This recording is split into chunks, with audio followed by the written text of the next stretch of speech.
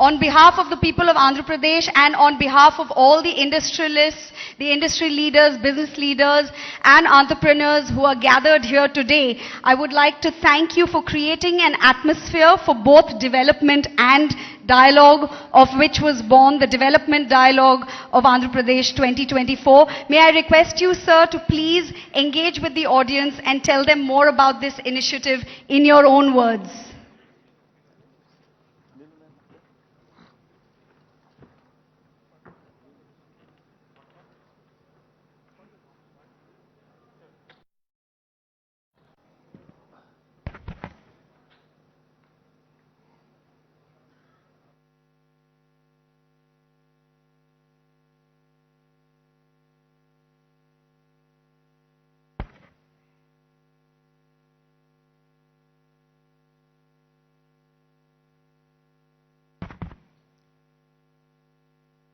Distinguished industry leaders, colleagues in the state cabinet, and esteemed guests.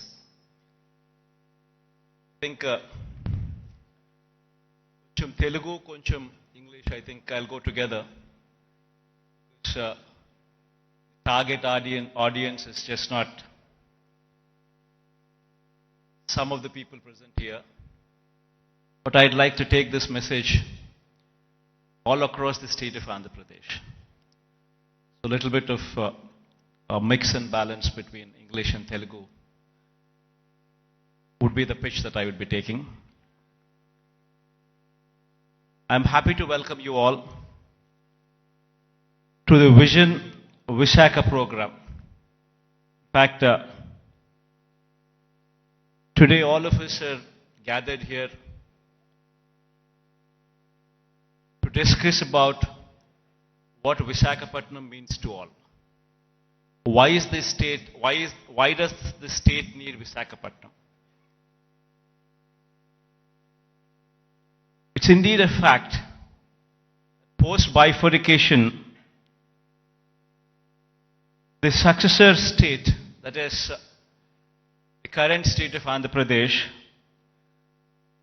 has rendered a more an agrarian one. In fact, if one were to compare the figures of what the average contribution of primary sector into GSDP were to be at the national level when compared to the agriculture sector, we would come across a figure of 17 to 18% at the national level. Whereas when it comes to our state, we're talking about a figure of 35%. On one side, it is a projection that we are an agrarian state. But on the other side, it poses a challenge that no state can survive with these numbers until and unless the secondary and the tertiary sectors grow. And the contribution of the primary sector, that the agriculture sector, comes down. That means the growth should take place in such a way that the secondary sector and the tertiary sector continues to grow in a much faster pace than the agriculture sector. Only then we would be in a position to address the challenges that are posed. Only then you would see better growth rates. Only then you would see a situation where you can talk about economic boost. In fact, so much so is the challenge posed by the bifurcation that in fact we have lost out on Hyderabad. Now why is it that Hyderabad is so very important to us? And why is it that we losing Hyderabad has an impact on the state? Every state, for it to progress, you need to have an economic engine. And that economic engine, for decades, to our erstwhile state, was Hyderabad. In fact, to give a perspective, the central government those days used the public sector as the main vehicle to stimulate economic growth. In fact, if we were to see the institutions such as IDPL, NMDC, NFC, IICT, and so forth, they were all set up in Hyderabad. Because of the fact that public sector undertakings, these huge investments, came up in Hyderabad, Hyderabad as an area grew beyond any other place in the state. That is the reason why, but once these kind of institutions come up, then automatically it leads to a transformation. Leads to better salaried employees coming out of that location, coming out of that place, which in turn leads to a cyclic effect where better institutions would come up, overall economic growth takes place, and then the city starts moving and growing. Unfortunately for us, it so happened that 90% of the entire PSUs, which to the erstwhile state of Andhra Pradesh, have all come up only in Hyderabad. And because of that, Hyderabad grew at a much faster pace than any other place in the state. In fact, so much so that the services sector in Telangana, for instance, is now currently positioned at a 62.87%, the tertiary sector, whereas the national average is 55%. And in the same, the tertiary state of Andhra Pradesh, we stand at mere 40%. So the agriculture sector, what should be at 17% as a national average, we are at 35%. The services sector, which is the tertiary sector, which should have actually been at 55%, which is the national average, we are at 40%, whereas Telangana is at 62.87% of the state's GSDP comes from just the services sector, that is the tertiary sector, and predominantly from Hyderabad. So until and unless you have a similar kind of situation, the Andhra Pradesh's economy, we will never see the rise of the services sector. It's only the manufacturing sector that is, we are on par with the national average, which is 25%, which is the secondary sector. But there is a huge thrust that should be put in the tertiary sector, which should grow leaps and bounds, which is the services sector. And our dependence on agriculture gradually should come down, per se not meaning to say that the growth should come down. The growth in agriculture sector is per se not much. You do not see the kind of numbers what you see in the services sector. So it's very important for any particular state to grow. It's very important that the secondary sector, that is the services sector, that is the tertiary sector, should grow leaps and bounds. In fact, owing to this reason, the per capita income of Andhra Pradesh, if one were to compare with Telangana, is only 2,19,518. When compared to the figures of those in Telangana, you would see 3,12,398 for the year 2022. This is the per capita income. Predominantly it is coming from Hyderabad. The reason why I'm saying this is, we would have to have a balanced growth. We would have to harness the strengths that we have. We have a huge coastline of our second largest coastline, in fact, in the country. 974 kilometers of coastline. Now, this is one potential that we need to harness to ensure that we have an economy which is port-led economy, which would support the manufacturing side. While we support the manufacturing side through port-led development, developing our 974-kilometer coastline with various nodes, industrial nodes coming up closer to the ports. While we do so, we also need to strengthen our services sector, developing Visakhapatnam, developing Vizag. It's got to be a mix of both. Only then we would see this kind of growth rate. In fact, to do so, we have, in fact, the state of Andhra Pradesh, before 2019, that is before our regime had come in, the state of Andhra Pradesh exports in 4 locations. Now, in this 5 years of regime, we're actually in a very advanced stage of constructing 4 more ports.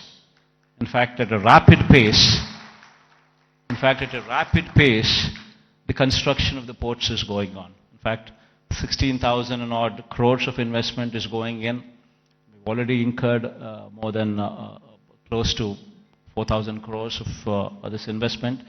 And Ramayapatnam is one particular port where, in fact, my people are saying that going forward next month, you would actually see a ship coming into the port.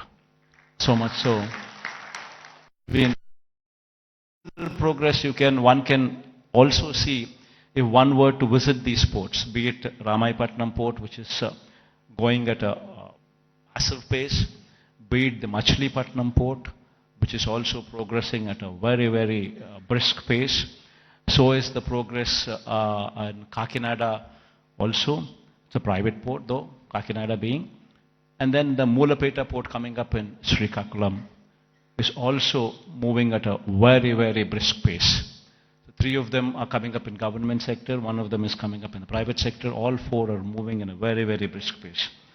So what we're currently doing is developing what we had 6 ports earlier in 4 locations. We're developing.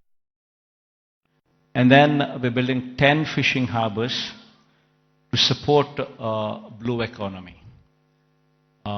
We now currently have every 50 kilometers one travels through the coast. Every 50 kilometers you would either see a fishing harbor which is being constructed, or a port which is in existence, or one being constructed. So every 50 kilometers per se, you actually have a booster for the economy currently in the state available. We're also building 6 fish landing centers as well.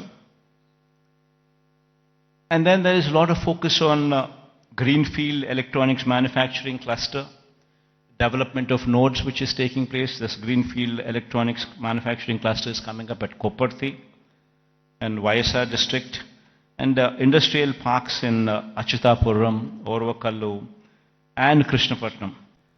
These are all several steps to ensure the development is more balanced across the state. In fact, as I've said, as I've been speaking, such is the proactive nature of the government,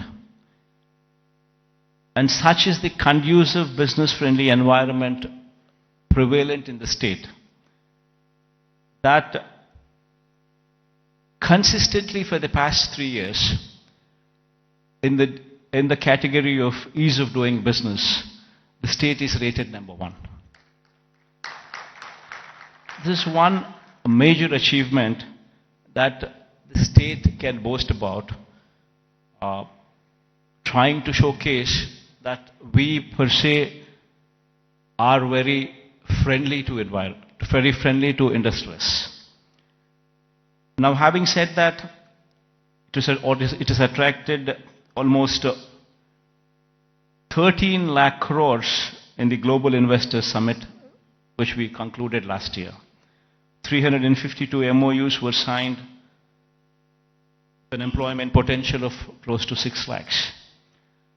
And at a brisk pace, these MOUs are being translated into reality. In fact, out of 352 MOUs that we have actually signed, in fact, 39% of these MOUs have actually translated into actual commissioning of the plants. So at a brisk pace, these things are happening, and we have also been, the economy per se, if one were to look at it, just doesn't come with only the elite or the aloof or the big manufacturing sector alone coming up. It's got to be a mix of everything.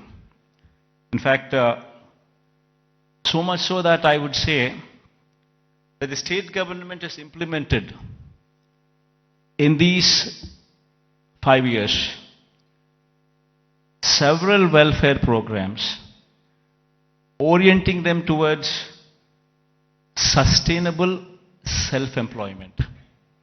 In fact, every scheme of the state government, if one were to notice the schemes, especially the welfare schemes, one would be surprised to see what kind of a transformational bearing these schemes have. To begin with, everything is DBT, direct benefit transfer, where there's no middleman in between, where everything is transparent and there's no corruption there. Now, having said that, every scheme is hand-holding women. So much so that every scheme is translating. Say, for instance, I speak about Cheyuta as one particular scheme. The scheme actually narrates hand-holding women, the same particular woman, consistently for 4 years, every year giving 18,750 rupees for the same woman. So in 4 years' time, you actually handhold the same woman, giving every year 18,750 to the same women. While we are doing that, we ensured that there is a bank tie-up also coming into picture. We've also ensured that big companies, starting from Amul to ITC to Reliance to Procter & Gamble, to such kind of big companies also partnering with these women in sharing opportunities, in showing them livelihood opportunities. So it's a mix of the same women so that these women stand on their feet. Likewise, if one were to see every scheme that the state government has been undertaking in these 5 years, every scheme is a combination of livelihood opportunities, either provided to strengthen the current existing livelihood opportunities or to create new ones. In fact, if one were to actually look at how the employment cycle goes, most of the employment cycle doesn't come from government employment. Government employment per se, before we had come in, probably we had 4 lakh jobs in government sector. And probably government being very proactive in actually providing for jobs could actually create another 2 lakh jobs, which is actually very high.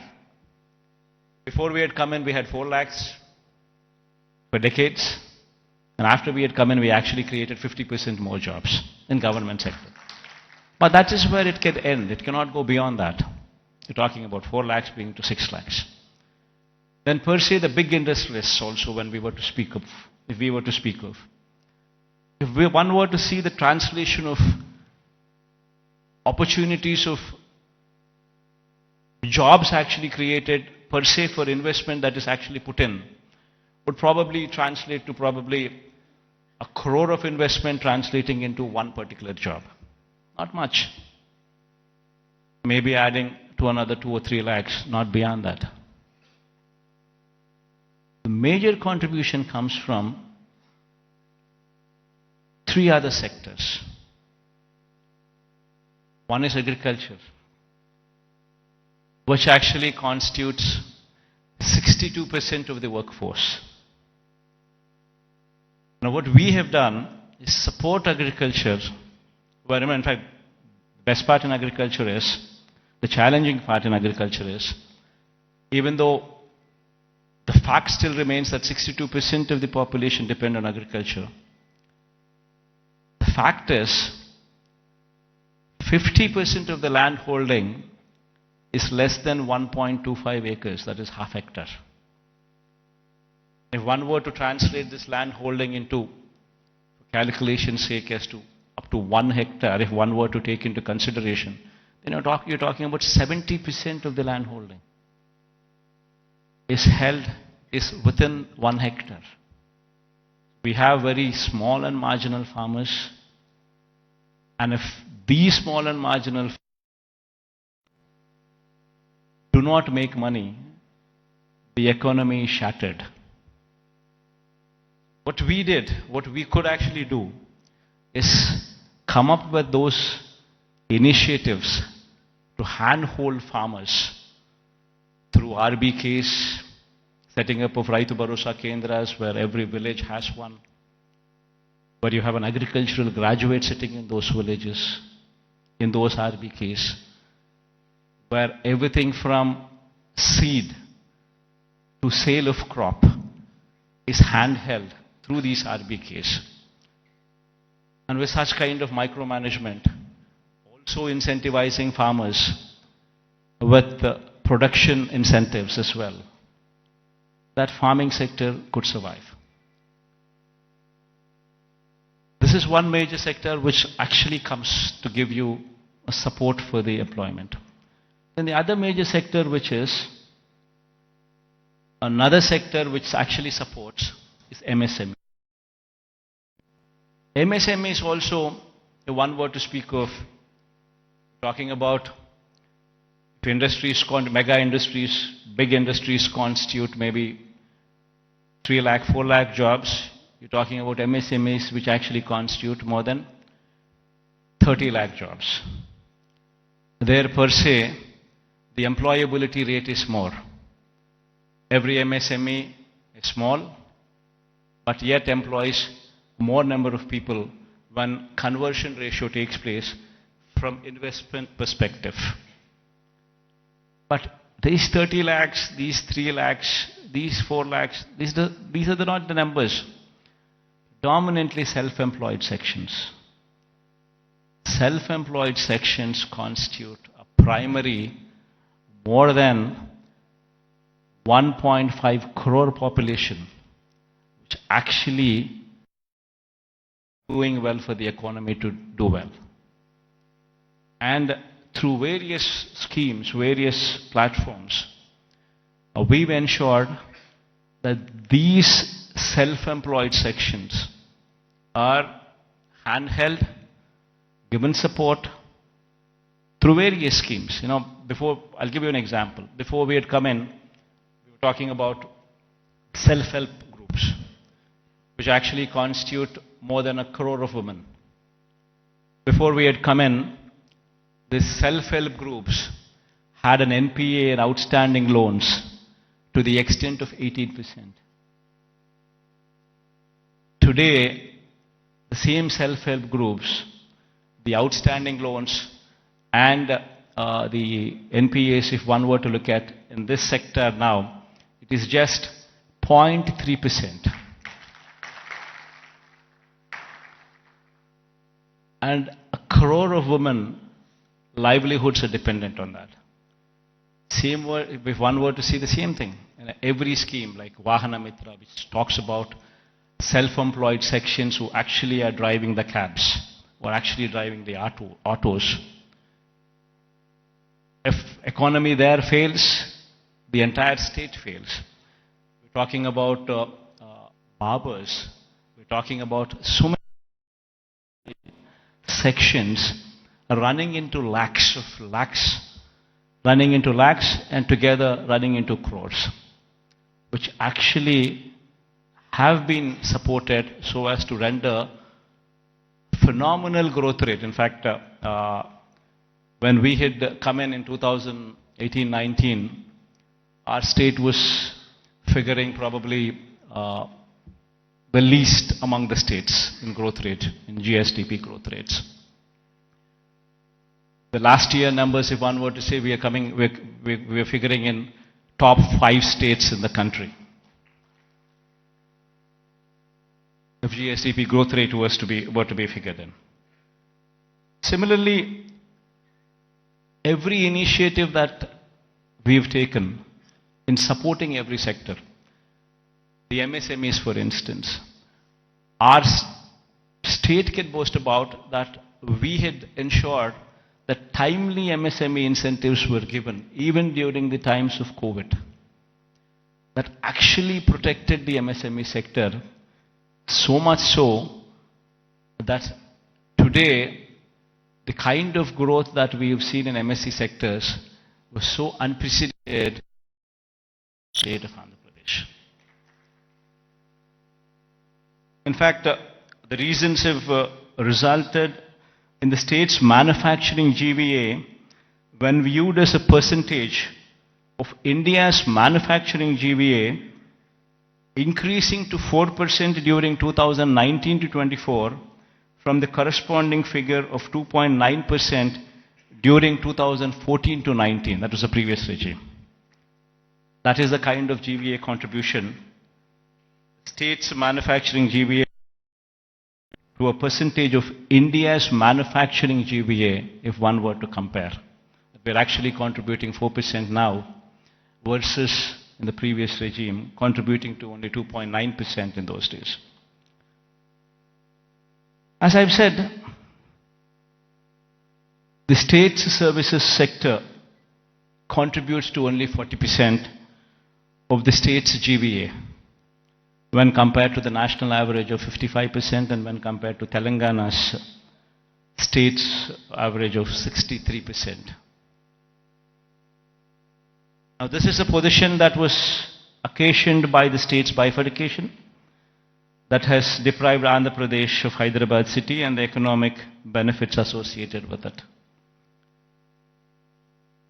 Now, how do we bring about a change that would actually help boost the state's economy? Now, what do we do about Visakha?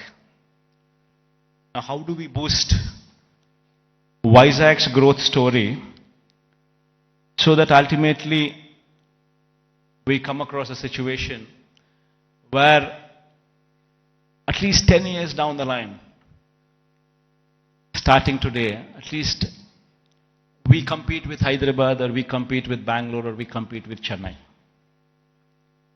So what exactly does Vision Visakha, Vision Visakha mean? Until and unless we think in those terms, until and unless we have passion for this particular place, for this particular city, this vision can never be visualized, can never be obtained, can never be realized. A lot of people, in fact, when I speak of these words, when I say the first thing what anybody should be doing is to come and stay here as a chief minister. If I were to say this, unfortunately we have an opposition in the state. We all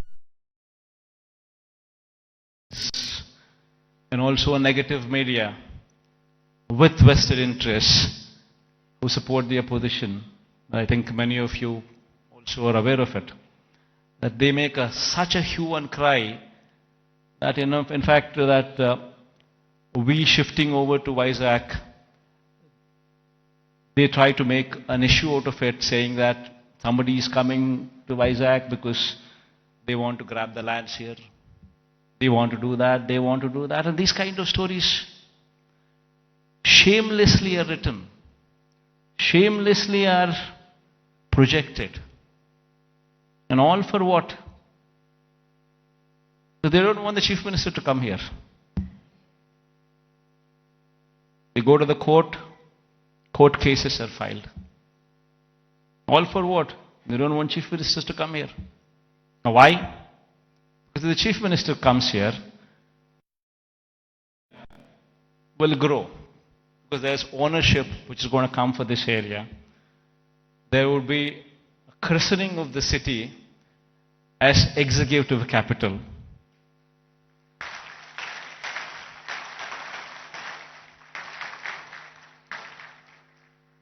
So they don't want the chief minister to come here because they have vested interests elsewhere. They bought land before the capital could be announced elsewhere. Thousands of acres in private hands, Benami lands. And they're all scared. The moment this becomes the executive capital, the land rates there would further plunge. And because of this vested interest, today, Visakha has taken the beating. So going forward, I'm here to assure everybody here that there would be changes. Because this is inevitable. If one were to compete with Hyderabad, compete with Chennai, compete with Bangalore, it's very important that Visakha becomes the economic growth engine.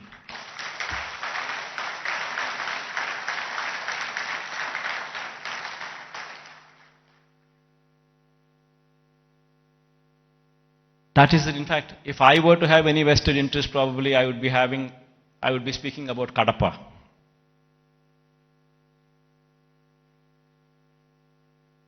See, for me, the state is ours, to everyone here.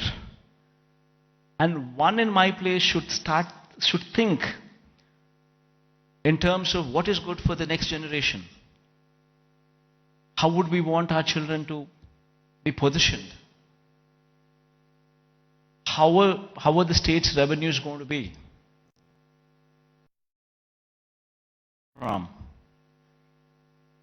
And how exactly can we boost these revenues to support the growth of Andhra Pradesh?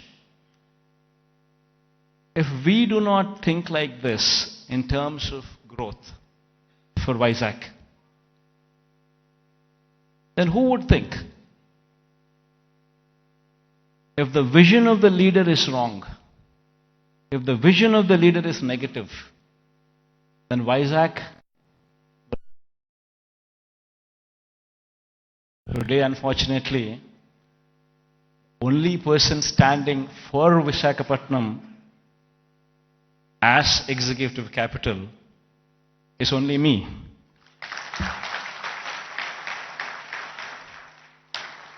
Unfortunately, this is the reality. Fighting against the entire opposition, fighting against vested interests of the media, everybody wanting that Visakhapatnam is not declared as executive capital. This is the reality. Everybody should keep this in mind, understand this reality. Now moving further, Visakha would have to develop.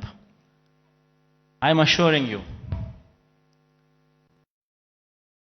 cases going on, we have so many people trying to oppose everything. But I am assuring you, post-election, my stay would be in Visakha.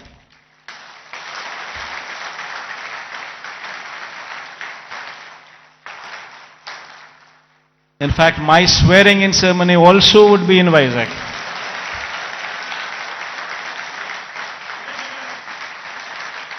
This is my commitment to Vizag. And now, what is the vision for Vizag? See, we need to have 10-year vision. We would have to own this city, christen the city as executive capital, become part of the city, and have a 10-year vision. We need to have a roadmap which is workable, which is doable. It cannot be a roadmap where we just dream big but yet achieve nothing, because it is impractical. Not so. We need to have a practical solution, we need to have a practical approach, and we need to have a vision which is realizable in 10 years' time. Of course, this vision is one vision which cannot be alone done by the state government. It would have to be the state government, it would have to be the central government, it would have to be a PPP model, it would have to be encouraging private people also to become part of the vision. All these people become part of this vision, only then we can realize Vizag is the next competitor in a decade's time to Hyderabad, Bangalore or Chennai. In fact, why I was opposed to the idea of having Amaravati as a capital. There is nothing against it. In fact, I am one person who advocates the view that Amaravati should also have a legislative capital. In fact, I am also one person who advocates the view that Kurnool should also have a judicial capital. Nothing against it. But then, the fact of the matter is, Amaravati is on a virgin land. 50,000 acres of barren land. Nothing there. And according to them, just to provide for the basic infrastructure, that is these roads, the water, electricity, and these kind of basic infrastructure alone, according to their own calculations, with the DPR that they have produced, costs almost 2 crores per acre, which is on a 50,000 acres of barren land. If one were to just lay these basic infrastructure requirements put in place, we're talking about 1 lakh investments, 1 lakh crores of money, which would have to be put in before any buildings could come up or before we could talk about anything else other than the basic roads or the basic electricity or the basic water or the basic stuff. Now per se, does anybody have 1 lakh crores to be pumped in? And if this 1 lakh crores were to be pumped in today, it's going to cost 1 lakh crores. But if this 1 lakh crores would be pumped in maybe in 20 years' time, presuming 5,000 crores of outlay every year, approximately, what one could actually probably afford. Because there's nothing there. Then you're talking about 20 years. Then in 20 years' time, 1 lakh crore probably would become 7, 8 lakhs or 10 lakh crores. The expenditure what you thought about as 1 lakh crores today, in 20 years would actually be 10 lakhs, 15 lakhs. Probably the net present value calculations of probably 1 lakh crores 20 years down the line would probably be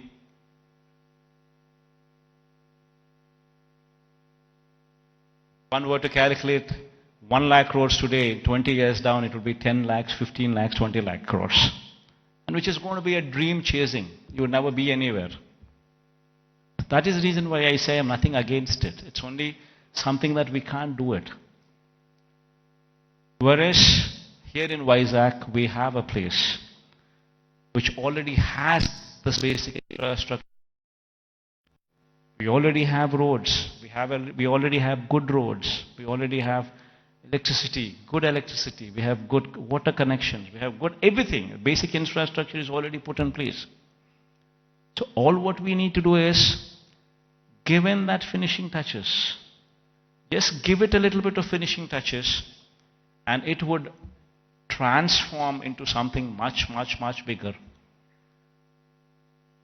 And what are those finishing touches that we need to give?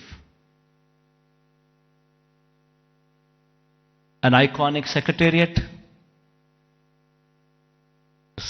The moment we shift here and christen it as executive capital, you obviously would have the entire employees also come and station here, for which a secretariat building. Why construct an ordinary secretariat building? Construct something iconic, which would stand out, which would attract the entire country to see. An iconic secretariat, an iconic convention center. People talk about one of Geo Convention Center. The latest, the biggest, the best. These are the names that they give. Here we have something like that. Not much of a cost. Why can't we have one here so that the entire world, entire country looks up? Iconic stadium. There's one in Ahmedabad. Investment is probably 800 crores, 1,000 crores. Not much of an investment. But the entire country talks about it. Entire country talks about that stadium. And whensoever a match is played between the countries, that stadium is glorified.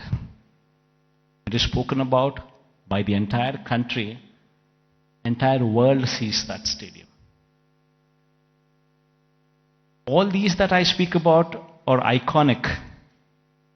All these, if they were to be commissioned, would actually pitch Visakha on the global scale. Would draw eyeballs not only of the country, but the whole world to actually look at Visakha.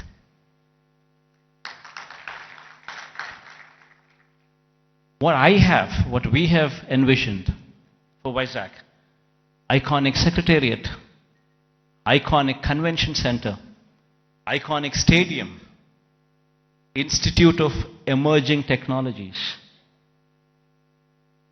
One beautiful institute wherein the talent for any emerging technologies is tutored here. If our students could be given that kind of skills, tutored here, this would be positioned as something else. We have the Bhogapuram International Airport coming up. At a very brisk pace, the work is happening. And within the next 15 months or 18 months, this project would actually see the light of the day. It's moving at a very brisk pace. Then connectivity to the Bhogapuram International Airport. A 6-lane beach corridor road with beautiful green lawns on either side of the roads. 6-lane road to Bhogapuram International Airport. They're talking about a metro rail. Our Visakha is probably the only metro, I guess, which does not have a metro rail. So getting funds for metro rail per se, I don't think it's that difficult. Because it might cost another 40, but 60% of the funding comes in PPP model by the developer. Another 40% is to be shared by central and the state government. Central shares 20%, state shares 20% of the 14,000 crore investment. Of course, we are pushing for the entire 40% to be borne by the central government. That's a different story. But even if that doesn't happen, we're still talking about 20% contribution from the state government. And then you could actually see a 14,000 crore metro rail project also take off. Then we're building a Molapet port in Srikakulam. Within the next 1 year, the port will start functioning. And we have Visakha, Bhogapuram International Airport, which is 30 kilometers from the airport. And then from there, the Molapet port is just another 110 kilometers or so. So you have entire corridor from Visakha International Airport and then Molapet port. A horizontal growth corridor which could take off, which already has an existing national highway, I think 6-lane or 8-lane highway, already the works are at a brisk pace.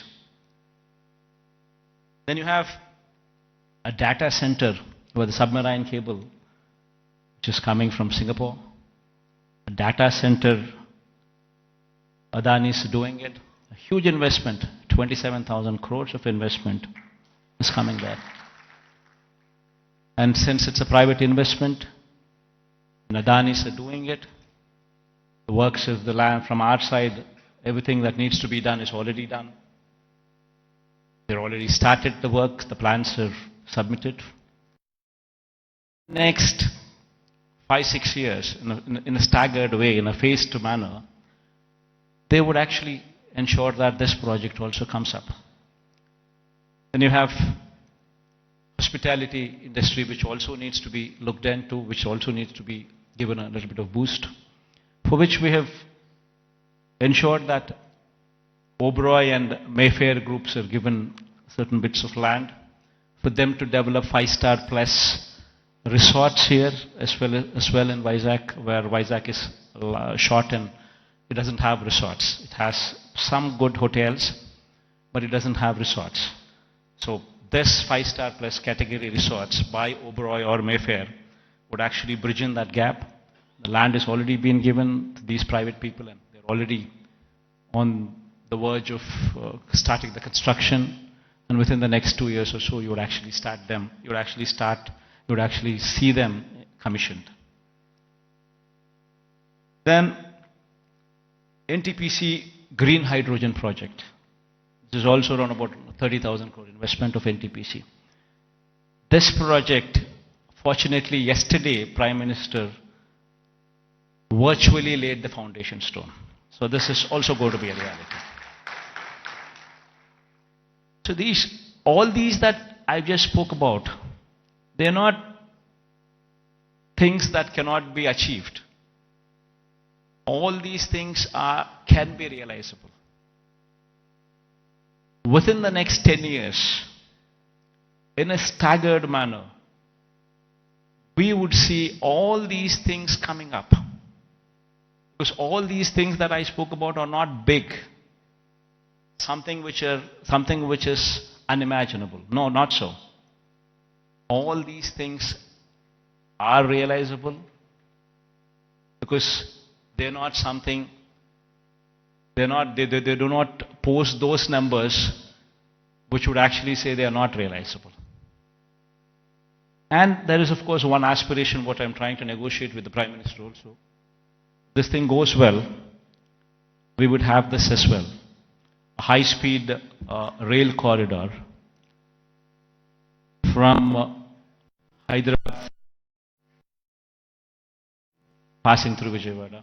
Then Vijayawada to Bangalore, passing through Kurnool and Kadapa. But this is an aspiration. If it happens, it happens. Even if it doesn't happen, 10 years is a big enough span for us to pursue that it happens. Even though this is an aspiration currently with us, the rest of the stuff that I spoke about are all realizable. So with all these things coming up in Vizag, and the Chief Minister coming and stationed in Vizag, it would attract a lot of people to come and settle down in Vizag as well. And Vizag, in 10 years' time, with all these iconic buildings taking shape, would actually compete with the best in the world, with the best in India, definitely for sure. In fact, my people have gone ahead and given a presentation to this effect. We can all watch, myself included. I'll also be sitting with you on the other side. Let's share the officials also for actually putting in this kind of energy and effort. Because it takes a lot of passion to actually be involved. What needs to be done for Vizag? How do we do it? And it takes a lot of passion. In fact, when I was asked to come here, I said, fine. Because looking at their passion, I wanted to encourage them as well. And I also wanted to give a kind of confidence to the people of Vizag in particular, that yes, Vizag, in spite of all the difficulties and hurdles that were posed, we will prevail, we will survive, and we will bounce back, is what the final message would be. Thank you all for this patient hearing. I hope that we all share this dream and it will be realized at the earliest. Because I can't repeat the whole thing in Telugu. I tried, but then I thought again I'll deviate. Maybe some other occasion in Telugu. Maybe some other occasion in Telugu I would do so.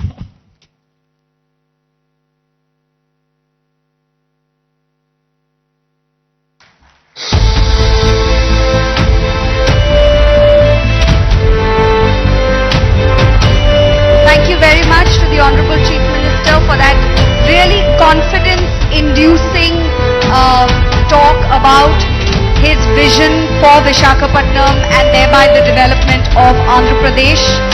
Truly, truly confidence-inducing. Very, very inspiring. Thank you very much, sir, for the confidence-inducing talk on your vision for Andhra Pradesh.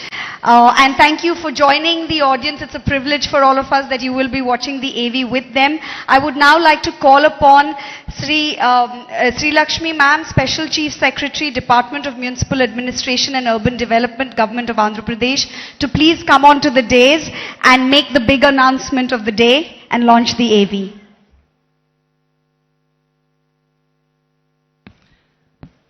I thank the Honorable CM for his brilliant address on his vision for the development of Andhra Pradesh and Visakhapattnam. As part of the development roadmap of the state, we now present the development plan for the next 5 years for Visakhapattnam and its hinterland, a magnificent film titled Vision Visakha. The film encapsulates the plans for the development of Visakhapattnam by the government by partnering with the private sector, by facilitating the private sector to grow, and also by taking up various schemes by the government. Honorable Chief Minister and august members of the audience, I now present to you Vision Visakha. There are very few cities that have emerged as the business and financial nerve centers of the world. New York, London, Frankfurt, Dubai, Hong Kong and Singapore have established themselves as prominent global centers for commerce and finance. In India, Mumbai on the west coast has emerged as a major business and financial center. However, its rise has now been constrained by overpopulation, lack of ease in doing business, infra-congestion and limitations in real estate.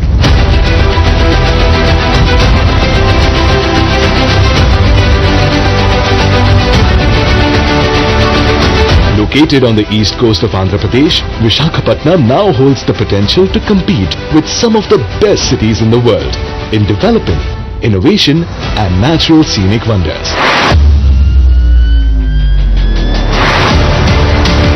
Rightly assessing the potential of Visakhapattnam to become a global cosmopolitan city and the enormous opportunities for it, Andhra Pradesh Chief Minister Shri Y.S. Jagan Reddy has conceived the outstanding Vision Visakha. Vision Visakha aims to support Visakhapattnam as a home for high-class infrastructure, commercial activity, positive environment, sustainability and natural scenic beauty to go on to become a leading financial, fintech and artificial intelligence hub in the country and in the world. Spanning the next 5 years, this magnificent plan for Visakha has been chalked out with an approximate budget of 1,05,000 crores. The vision recognizes that the future of Visakhapattnam is predominantly linked to major sectors such as industry, port, trade, tourism, health, knowledge, circular and resilient economy and an aerotropolis.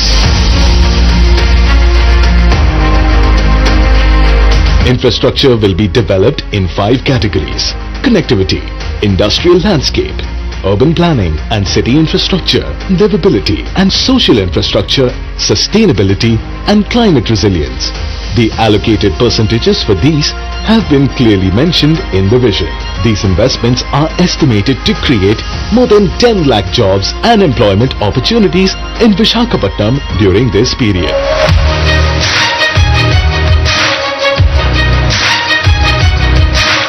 Connectivity infrastructure projects in relation to national highways include 12 flyovers, 6-lane beach corridor, 6-lane road from Sabbavaram to Sheelanagar and road construction projects from Sheelanagar to Visakhapattnam port. A total of 8,980 crores have been proposed for the same. With respect to the road network, a total of 12 projects including new roads, widening of roads, footpaths, facilities at junctions, pedestrian requirements, alternative route to Simhachalam, rail overbridge, bus shelters and more have been proposed with an investment of 1,906 crores. Freight corridors and railway zone includes new South Coast Railway Zone and freight corridor from Sondyam to Simhachalam that will be undertaken at a cost of 196 crores. 14,309 crore rupees have been dedicated for the Visakhapattnam Metro Rail project. To secure a solid connection between Visakhapattnam and the world, Shri Y.S. Jagan Reddy has laid the foundation stone for Bhogapuram Airport with a budget of 4,727 crores. A total of 33,080 crores have been allocated for over 30 projects in Visakha region, including 20,225 crores for the establishment of NTPC Hydrogen Park.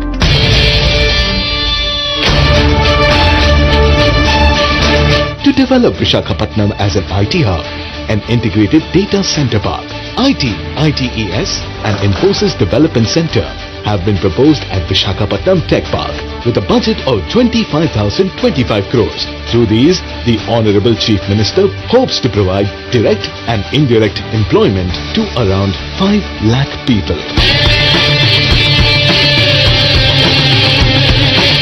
Foreseeing the need for uninterrupted power supply to attract investments, Shri Y.S. Jagan Reddy allocated 3,166 crores for various electricity projects in Visakha Vision.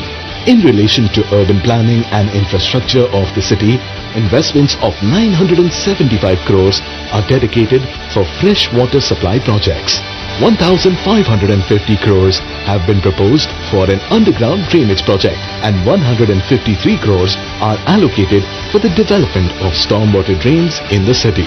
As far as livability and social infrastructure is concerned, 100 parks will be taken up with 50 crores for the recreation and health of the citizens.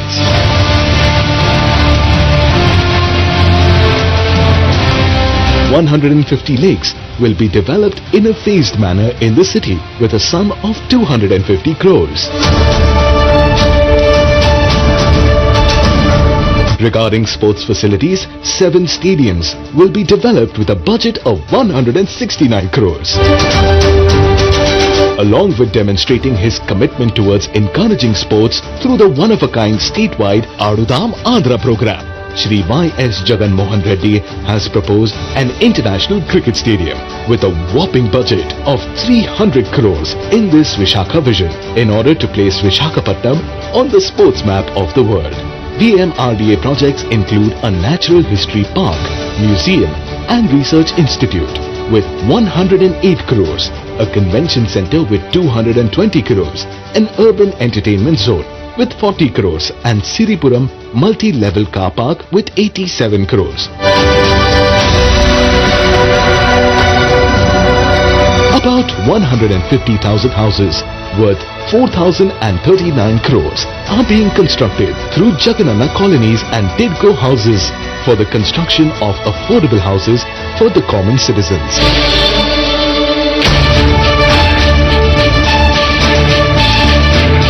Visakhapatnam has unlimited opportunities in the tourism sector. With more than 30 beaches to attract tourists, there is no area better than Visakhapatnam for tourist development. Visakhapatnam owns tourist attractions that are proposed to be developed with around 1,500 crores. Apart from that, major star hotels like Oberoi, Mayfair will also be facilitated to attract global tourists to the city.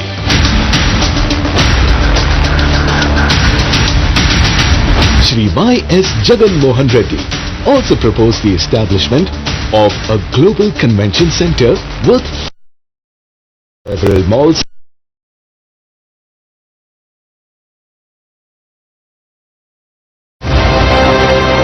under the infrastructure for Eco Visakha. Clean energy, 178.22 crores have been proposed for the development of Nagar Vanalu, Mudassarlova and Meghadrigadda floating solar plants, 2- and 3-wheeler electric transport projects.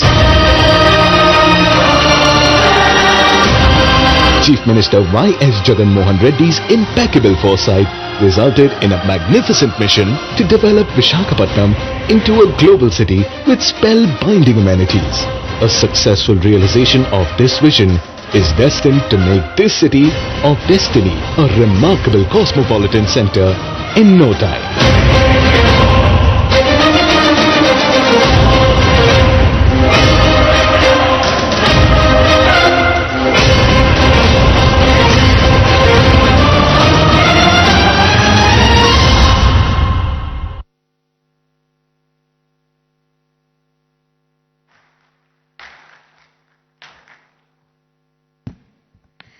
That was a comprehensive roadmap presented to you, taking into consideration connectivity, livability, social infrastructure, urban planning, industrial growth, sustainability and climate resilience.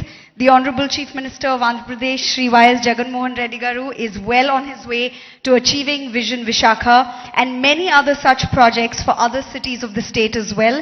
He has already unveiled projects worth more than 1,500 crores, as you saw in the audiovisual presentation. To serve as an illustrious reminder of this bold and ambitious Vision Visakha, the government of Andhra Pradesh has curated a coffee table book. To release this coffee table book, I request the Honorable CM, Shri Y.S. Jagan Reddy Garu, and respected ministers and other dignitaries to please come onto the dais to release the book.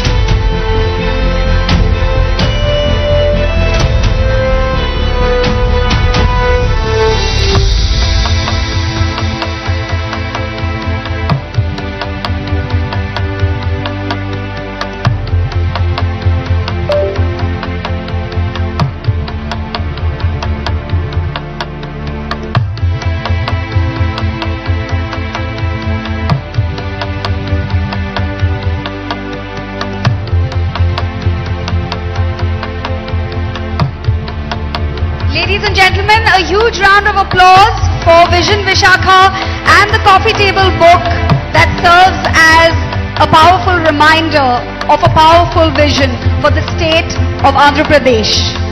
Under the able leadership of the Honorable Chief Minister, Shri Y.S. Jagan Reddy Garu.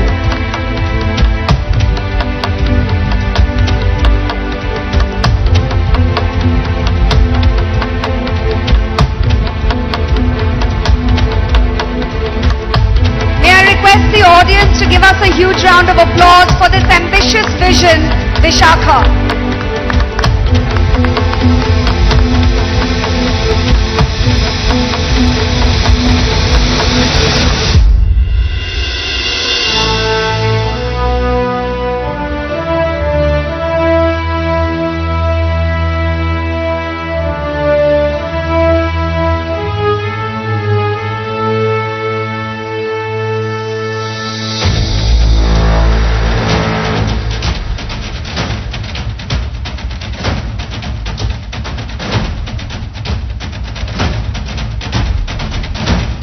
Thank you so much, sir, for inducing this audience with your confidence, your passion for your vision, Visakha.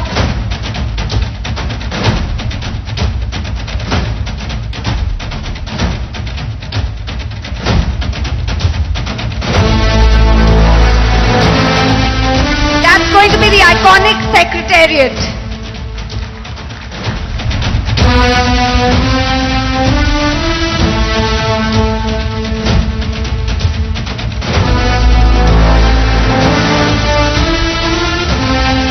The iconic secretariat that will lure the eyes not only of the entire country but also of the entire world, as shared in Vision Visakha by the very driven, young, dynamic leader of Andhra Pradesh, the Honorable Chief Minister Shri Y.S. Jagan Reddy Garu. I would also like to thank Shri Budimuttiala Naidu Garu, Deputy Chief Minister of Andhra Pradesh, Shri Gudivada Amarnath Garu, Honorable Minister of IT and Industries, Srimati Vedadala Rajani Garu, Honorable Minister of Health, District in charge, Shri Adimulapu Suresh Garu, Honorable MAUD Minister, Shri Y.V. Subbareddy Garu, Honorable MP of Rajya Sabha, Shri